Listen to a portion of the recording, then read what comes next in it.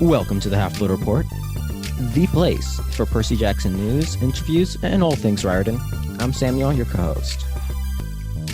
And I'm Izzy, your other guest host on this episode, filling in for Diego.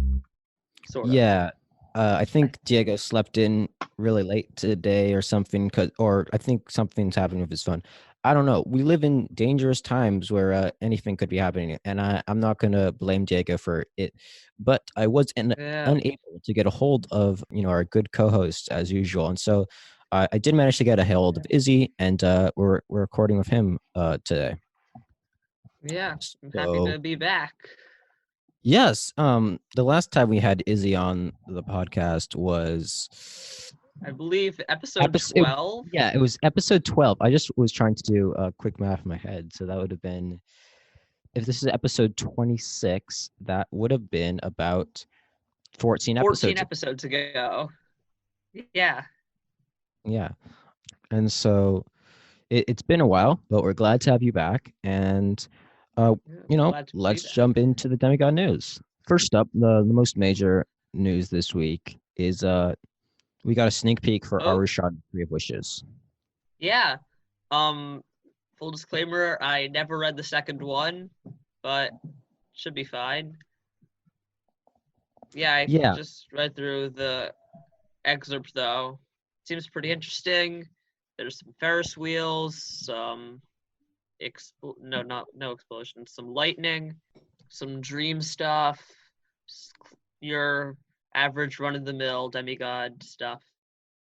Yeah, and I think the first thing you notice right off the bat is we start off with Spider-Man and superhero and movie references, and it just it's very reminiscent of the Aru Shah we know, which has even more pop culture references than even Percy Jackson does, I feel. And so we're back off to that sort of Aru Shah, basically Percy Jackson, but with Hindu mythology and 5 times the amount of pop culture references. Yeah. It's very you can see the dynamics between the characters are there's, as you said, there's a lot of that pop culture references, and it just seems like a really good opening thing. Yeah, pretty much both Aru Shah 2 and 3 thus far have opened with a Pandava mission, and we're opening up again. And the missions always feel to be directly related to the epilogue from the previous book. And so I know you haven't read Aru Shah 2, which means that you can't really capture on this pattern. But yeah, it definitely, Aru Shah 2 began with a mission that connected to the epilogue of Aru Shah 1. And then Aru Shah 3 is opening with a mission that's obviously connected to the epilogue of Aru Shah 2. And we actually talked about our theories for Aru Shah in the Tree of Wishes a couple of weeks ago. But I was actually surprised that they didn't know the 2 sisters were going to be Pandavas, because it's right in the description, right, that one of the sisters is like a Pandava. So I figured, oh yeah, they probably know. They're probably going to go on a rescue mission for other Pandava sisters. But no, it was actually more of a revelation. Izzy was just reading it to me, and when he finished, he was like, dun dun dun, because it does have that sort of surprise to the characters, but not really to the readers. Yeah, it's like, oh no, they're also Pandavas. Duh, duh, duh. And yeah, it was semi-shocking for the second. Yeah, it was interesting. It was a good twist, a good way to end the excerpt.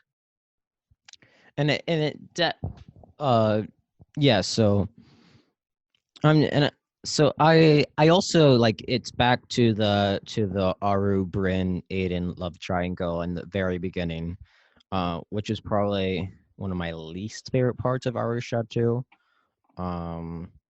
But you gotta have that Rachel Persebeth dynamic somewhere, Yeah, I haven't even read the book, and that seems like it's the kind of thing that always gets included and never really does, like, it's never really a plot device. Well, sometimes it's plot-y. It's just like another thing that happens always. Yeah, it's I'm not gonna say disappointing, but it's disappointing. Um Yeah. yeah, but it's also, not the worst thing in the world. So there's that. Yeah. Uh, sad Diego isn't here, so he can't talk about Minnie. Oh yes, Diego would have things to say about Minnie. If you listen to any of our episodes, you would know. Yeah, so I think that's a very exciting thing if you're a big fan of Aru Shah, and if you're like excited for the next installment, read the sneak peek. Or if you're like one of those people who don't like spoilers for stuff, then Then you shouldn't don't. have listened to this. Well, I don't know. Hopefully we didn't spoil too much. Yeah, Yeah. just the big twist in the whole thing. Well, no, that actually is in the description of like the back of the book. Oh, okay. So yeah, I think the next two pieces of demigod news aren't huge news, but I wanted to discuss them. First up, Sal and Gabi book 2. They got a star from ALA book list, and so do you know what that means, Izzy? I think it means that they are a good book. That it's a good Basically, book. it means that the organizations are already starting to say, yeah, we got arcs for this, and it's good, so you guys should buy it. And I think Carlos Hernandez's tour, along with many other authors, is probably going to have to be canceled. So pre-order Sal and Gabi 2. No, you should also pre-order Aru Shah 3. But yeah, pre-order Sal and Gabi Fix the Universe. And Stephanie Leary gave an excerpt from the review by ALA Booklist, and it says, "That's the gift of these books, not just a rosy ending, but a universe built around people's fundamental goodness and grace, grounded in the events of daily life."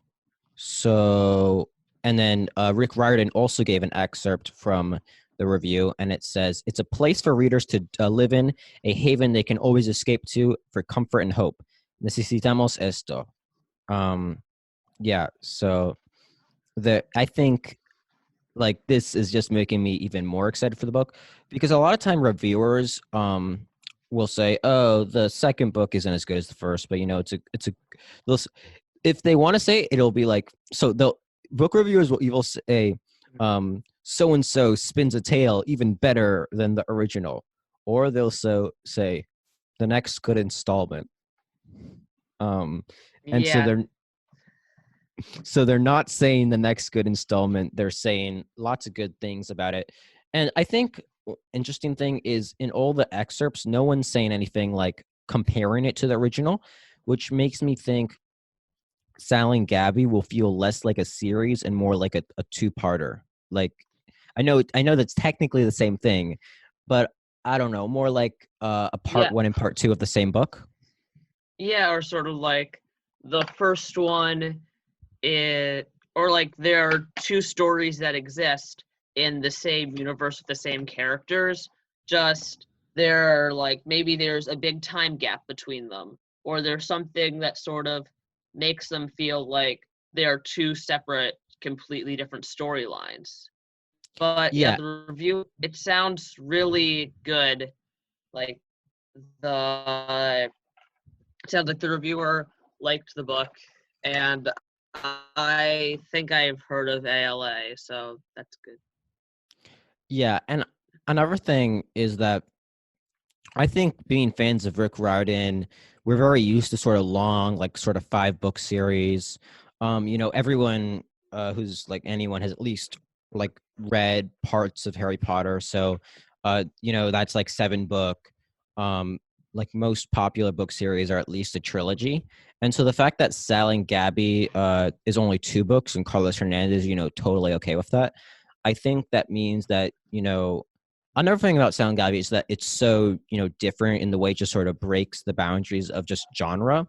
And I think that the fact that it's also like, who needs a trilogy? I'm writing 2 books is just another way to, breaking the rules in a good way.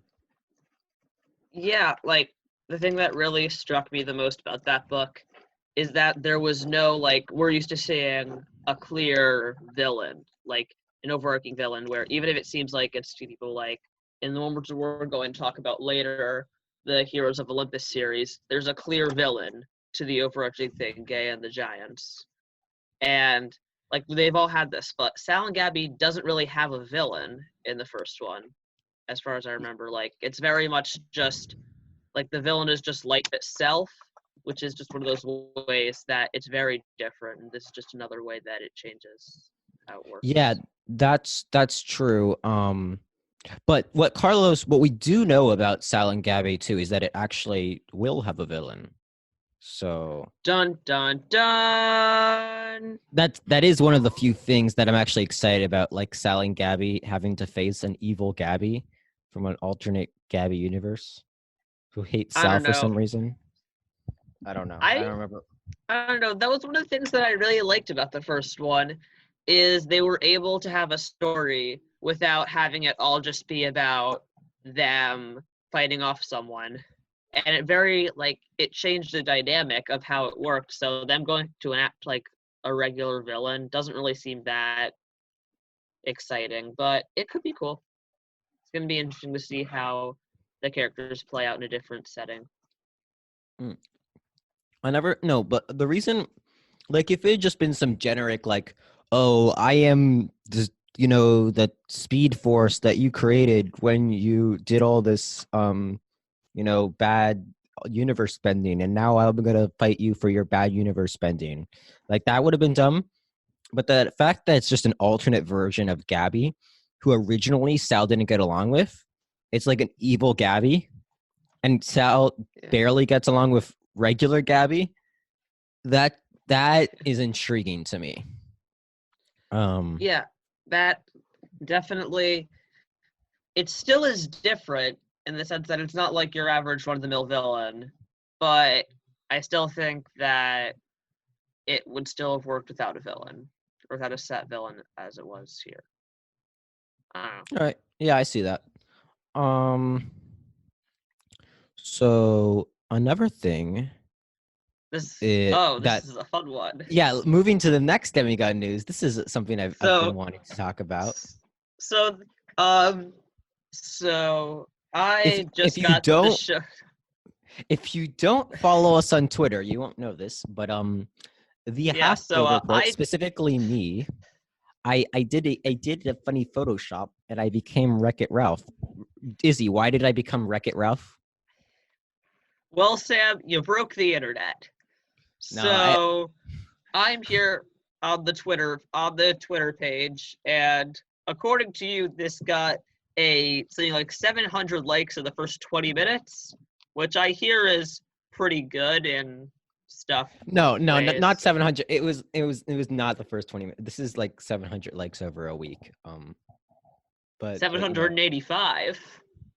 yes, and 90, even Rick Riordan retweeted it, all right? So I Really? basically, yes, Rick Riordan retweeted my tweet. I Yeah. basically made it in life. It, Yeah, it you're at the it's top of your game. Yes. So if you're confused what we're talking about, I photoshopped.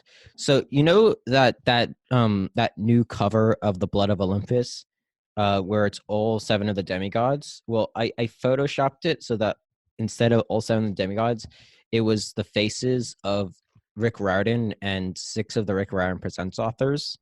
And then it wasn't even anything like about demigod news. It wasn't about It's like our pretty newest funny. episode. It wasn't about an interview that we released. No, it was just a dumb Photoshop. And it's like the podcast account's like most popular tweet. And it's, I don't know. Yep, that's the internet. I I don't know. It's pretty funny. It's like all of them there. and then I also have another Photoshop in store. I'm probably gonna release it to the Patreon and then like a week later tweet it out. So Ooh, then you'll have to subscribe to the Patreon. Well, No, not you, but people. the listeners. Yeah, that's my way of softly plugging our Patreon. Let's move on to our next section, Riordan Review. The name is pretty self-explanatory. In this section, we either we ever review a recent Riordan book or a reread. And this week, we have been following along with Riordan 2020. That's an event in the fandom where people are following along and reading all of Rick Riordan's books in 1 year. And for the last half of March, the Dun, dun, Riordan 2020 dun. breakdown was to read The Son of Neptune. And so that's what we are reviewing today, or talking about. Yeah. Oh, yeah, Izzy actually has The Son of Neptune in hand, Yeah. and he just threw it at the computer's camera. I didn't throw it. I just kind of waved it. Son of Neptune. It's one of my favorite Rick Riordan books, probably like top 3. It's a pretty good one. It's the one where he gets amnesia, I think. Yes. Well, It is. when Percy has amnesia. Yes. What I like about The Son of Neptune is that it doesn't force us to rediscover everything. So, like, we automatically already know Gaia's the villain. It's not like The Lost Hero where you have to find out that we're going to fight giants and you have to find out that Gaia's the villain. No, it's just like, we're going to fight this giant and Gaia's probably behind it all. And then, like, everyone they go to, like, my patron, and they're like, you mean Gaia? Well, in the other book, they're like, my patron. And then Piper's like, who could the patron be? And Leo's like, maybe it's Dirt Lady. And then Jason's like, who's Dirt Lady? And Leo says, I don't know. That's basically a lot of The Lost Hero. But on the other side, Son of Neptune, it's just straight off like Hazel and Nico are like, yeah, we're probably gonna have to fight Gaia. And everyone's like, okay, Percy, you do it. And so Yeah. It's. I Yeah. also like that Percy remembers he gets his memory back sooner, because I think that if we had to have read a whole book where Percy didn't remember anything, it would have been, more painful, because the whole book with Jason not remembering anything, it's not that bad for us because we also don't know anything about Jason's past. But, it really hurts, I think, to read Percy not knowing anything when you know everything about him. It hurts like on an emotional level because you feel bad for him, but also like hurts to read like him like not knowing anything when you're like, it's just Like, it's right. um Yeah, like, he doesn't know as much. But I think overall, it was a good one. I liked the inclusion of Nico. Like, yo, that because he blew just, my because, mind. like, especially on, like, the level of the amnesia thing, because we all know Nico knows who Percy is. So we're like, oh, Nico, he's gonna help him. He's gonna tell like his memories and stuff. And then Nico does nothing. And like that was definitely interesting. Yeah, when I first read The Son of Neptune, I was like, what? Yeah, he just shows up. It's like That hey, chapter, I'm and Nico. when he's like, and then, oh geez, he says something about like how Nico's face gets really scared and it cools off, and he's like, hi, I'm Nico D'Angelo. That is Yeah, just, yeah. I randomly I flipped to the exact page somehow, and it's like, hey, Hazel called. I brought a friend. The boys heard. Percy had one of those weird flashes. Like this was somebody he should know. The kid was almost as pale as Octavian, but with dark eyes and messy black hair. He didn't look anything like Hazel. He wore a silver skull rim, a chain for a belt, and a black t-shirt with skull designs. At his side hung a pure black sword. For a microsecond, when he saw Percy, the boy seemed shocked, panicked even, like he'd been caught in a searchlight. This is Percy Jackson, Hazel said.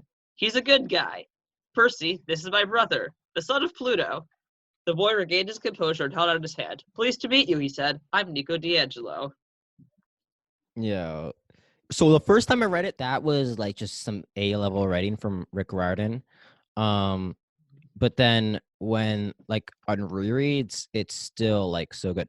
And what makes a really good thing that people don't like sort of credit the Heroes of Olympus for is it has these sort of one-liner reveals that are just like mind blowing when you first read them and still give like so much nostalgia. Last time when we discussed the Lost Hero, Diego and I were talking about how there are these like one liners when it's like his name was Percy Jackson, or like the last line of the Lost Hero when Jason's like, Percy Jackson's probably at the other camp, and I bet he doesn't even remember who he is. Like that, there are things from the like Heroes of Olympus one-liners are probably some of the best Rick Riordan like sort of one-line reveals.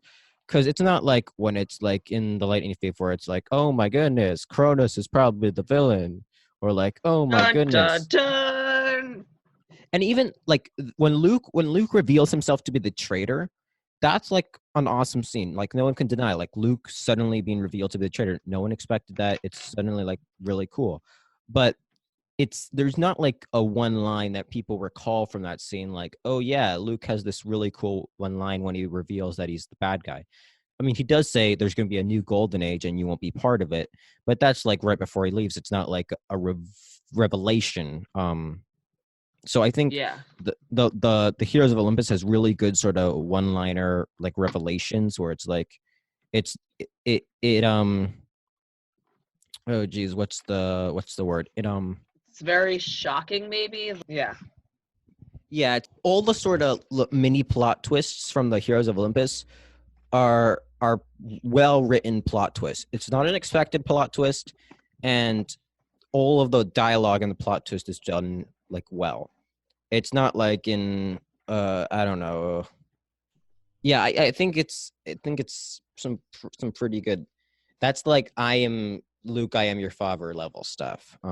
I am your father. I mean, that's like a classic. Like people who haven't seen Star Wars know it, but like when that first hit theaters, that was also, I feel the way like when people first read the Heroes of Olympus, like a what moment? Yeah. It was like there are a lot of shocking moments in the book. Yeah, and I feel the But reveal of Nico D'Angelo knowing about stuff like that has also been along with that. yeah, and Um, then another thing that I really like about those is you sort of know what's going on before the line happens. Like in the mhm. Nico D'Angelo bit, there's like a little bit of a build up where you're like, oh, it's probably Nico, and it's like, oh, it's actually Nico. And I like how it gives you like a little bit of chance to guess as to who this character could be. Yeah, and then like the other one that I remember off the top of my head is like the one where he has to carry the old lady around, like at the very beginning when he's being chased by the Gorgons, and he has to carry around the old lady, and the old lady is Roman Hera. And it's like, what? Yeah, Another and thing about this book is the Lost Hero. I think it falters on its humor. It has Leo, and Leo is basically everyone's favorite when it comes to the jokes. greatest character ever Um, in all of these books. It's him. look, I'm just gonna say I'm completely neutral on who is the greatest character in the Percy Jackson series. All right, Okay, it's I am the um, opposite of neutral. It's clearly Nico. Nico and Jack. I thought you said Leo. I meant Leo. Leo and Jack. Wow. Okay, so you can't even remember the name of your favorite character. I don't know. But I was gonna say, I think the Lost Hero, it falters on its humor. You have to get through 4 chapters of Jason and Piper, combined before you get to Leo. And Jason and Piper don't make the best jokes. I mean, the best jokes you get in those chapters is Leo saying something through dialogue. Um, and so, and then maybe like, King Minos will say something dumb, or maybe you'll get some Coach Hedge. Uh, right, but I think Leo and I think Piper and Jason really falter on humor, but I think Hazel and Frank, they may not be the most funny people, they may not always be cracking the jokes, but their perspectives, their chapters still manage to have perfect humor. I mean, Percy is going to have this like that great humor, Yeah. but you know there's always something that makes those Hazel and Frank chapters funny. Like I think Rick Riordan does a really good job with making a scenario that fits for the plot, but also allows for the characters to say something dumb that is funny. Like I think Frank is just the king of asking dumb questions that are also Yeah. funny. And then he's Yeah, also that's his like specialty. there's that one lair in the beginning that's talking to Frank who had like a chicken run away with his underwear. Frank is like, "What?" And then Frank's grandma like yelling at Frank, I think is also very funny. Oh Um yeah. Yeah. um A lot of the funny stuff with Frank is just people being like, Frank, what are you doing? He's like, I don't know.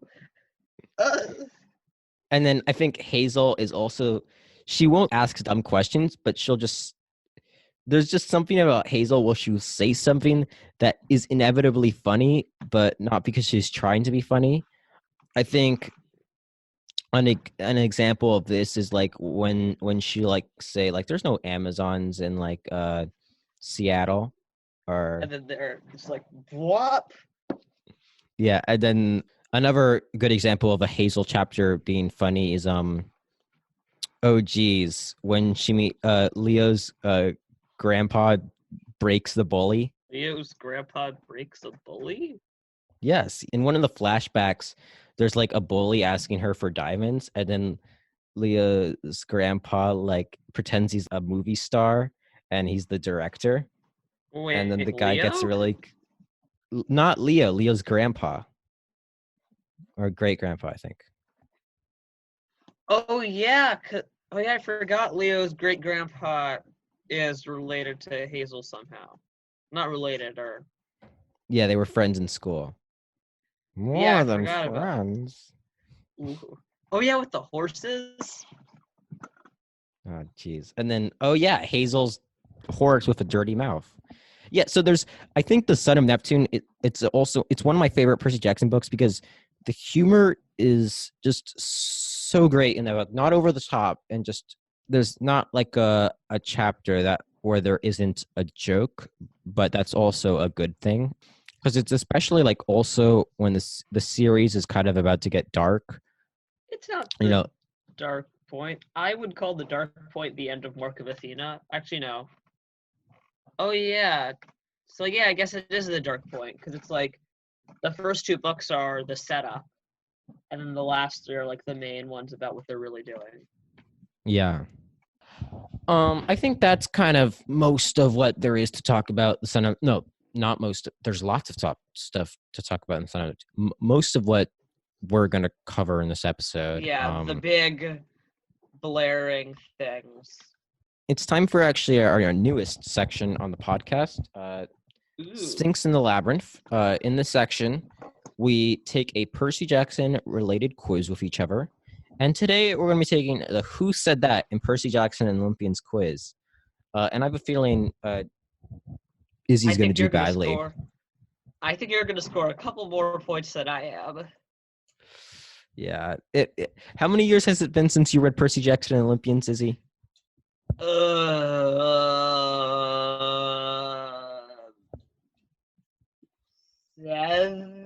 Seven.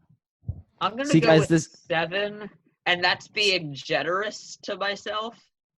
see, folks, this is the best guest host I can get on the podcast in my social circle. Yeah. First, there's a link in the description, so you can actually take the quiz later, or you can take it along with us. And we should also read the quote for people who Okay. are not taking it with So us. here's my thinking for this: is you are obviously the more knowledgeable person about this. So my thinking is we'll read the quote, I'll make some ridiculous guess, then you'll make a guess, and then we'll check, and you'll be right, and I'll have guessed something ridiculous. Okay.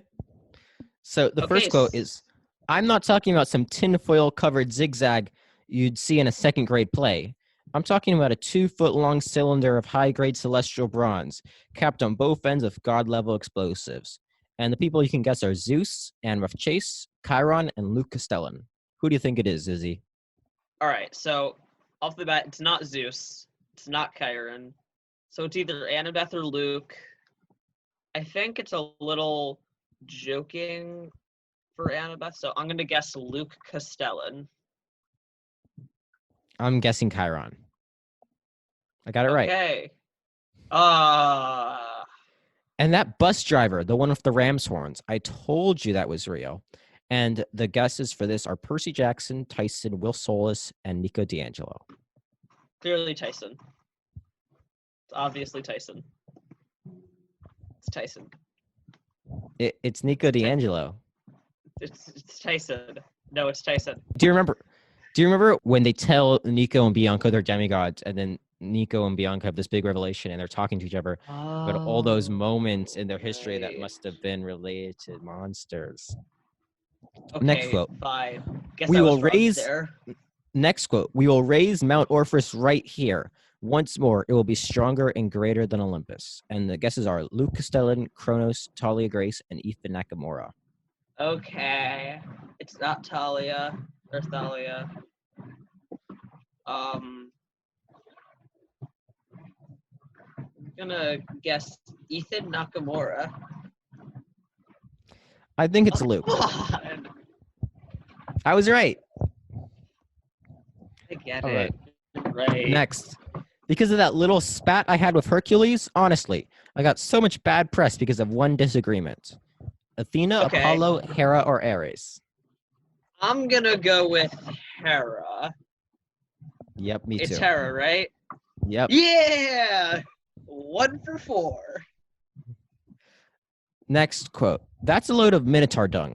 When mankind first sacrificed to the gods, you tricked them into giving you the best portion. You gave us fire to annoy the gods, not because you cared about us. The answers are Talia Grace, Selena Beauregard, Zoe Nightshade, Rachel Elizabeth Dare. I'm gonna go with Talia Grace. You're right. Simply off of guessing. But yeah. All right, next quote. I would never do anything to hurt you, but my friends need me. I know how to help them now. I have to get back. And the answers are Percy Jackson, Annabeth Chase, Bianca D'Angelo, and Charles Beckendorf. This one is pretty obvious to me. I'm gonna go with Annabeth Chase. And it's Percy Jackson. That's when I'm pretty sure that's him talking to Calypso about how he has to leave the island. Oh. Okay, this is. The other gods would never admit this, but we actually need you mortals to rescue Olympus. And the answers could be Zeus, Apollo, Dionysus, and Poseidon. Okay, so it's not Zeus. It's not Zeus, because he's Zeus and it's not him. I'm assuming this is being said to Percy. It's probably not. Since it's Percy, it's not Apollo. So I'm gonna go with Poseidon. It's Dionysus. I had a 1 in 2 chance. Okay. All right, next quote. Don't you ever feel like, what if the world really is messed up? What if we could do it all over again from scratch? No more war, nobody homeless, no more summer reading homework. Who do you think it is? Percy Jackson, Annabeth Chase, Luke Castellan, or Clarice LaRue? All right, it's not Clarice because no more war. You're gonna be very disappointed in me. I'm gonna give you a hint. This is from The Sea of Monsters.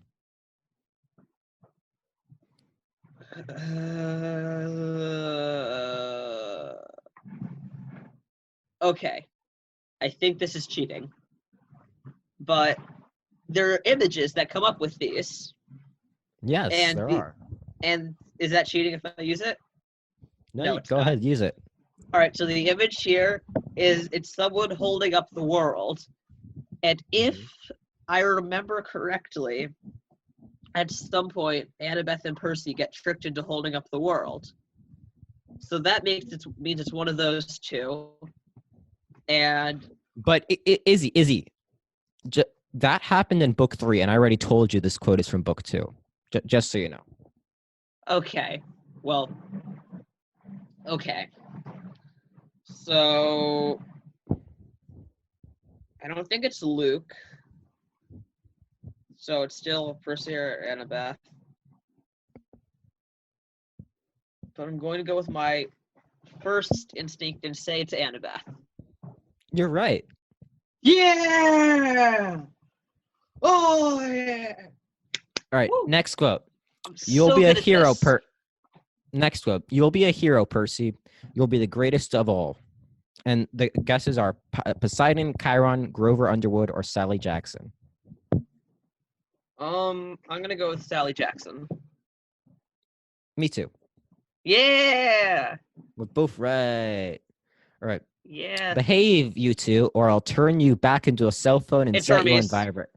It's Yeah, Hermes. it's Hermes. It's Hermes. I don't even need the rest of that. It's clearly Hermes. All right. What'd It's you the get? scene with the snakes. It doesn't tell me. It doesn't tell you what you got. No. I'm assuming it tells you that you got like every question right. No, but what does it say? It says Percy quote qualifier. Not bad, Percy fan. Keep reading. No. Do you want to hear what I got? Sure. Percy quote king. Wow, you really know your Percy Jackson. I bet you've even pre-ordered the Lightning Thief Illustrated edition, haven't you? Have you? Because this is actually old, and the book has already come out. Yeah, just, gotta plug the new thing right in the quiz. Yeah, Just that and really free makes advertising. Really makes it age well. Yeah. Oh well. I don't know. Seems like a pretty good quiz. Despite the fact that you did so badly. I mean, I thought I did well. I was expecting to get like one of them. Like, how about this? I am on their quote page. Let's try this again. Magnus chasing the gods of Asgard quiz. Who said that? That'll be next time you're on the podcast, Izzy. Okay. But I think that's it for this episode of the Half-Blood Report. You can find us on Twitter, where I actually broke the internet, at Half Reports.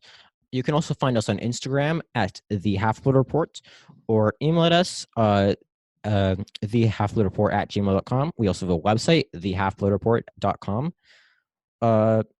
Where I hear you can find the best book podcasts. Oh my goodness. I'm not even going to talk about what Diego did with that. That said, it's time for our credits. Our theme music is actually by our good friend Diego, not here right now.